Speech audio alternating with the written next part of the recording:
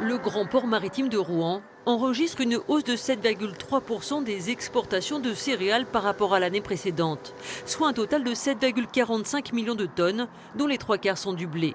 Cette campagne très dynamique est due en partie à la bonne qualité des blés moissonnés l'été dernier dans la région.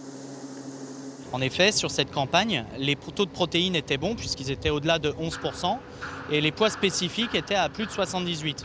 Ce qui fait que pour nos clients meuniers à destination, en Algérie, Maroc ou Tunisie, ils ont pu façonner des pâtes d'extrêmement bonne qualité. La destination de ces exportations reste marquée par la prédominance du Maghreb, notamment de l'Algérie et du Maroc. Grâce à ces bons résultats, le grand port maritime de Rouen conserve sa bonne place par rapport à ses concurrents français. Ce qui résume le mieux la compétitivité du port de Rouen aujourd'hui, c'est la part de marché. Et cette part de marché est extrêmement élevée au cours des 2 dernières campagnes, puisqu'elle a été supérieure à 50% sur le blé et sur l'orge. Une tonne de blé ou une tonne d'orge sur 2 exportée par la France est passée par le port de Rouen.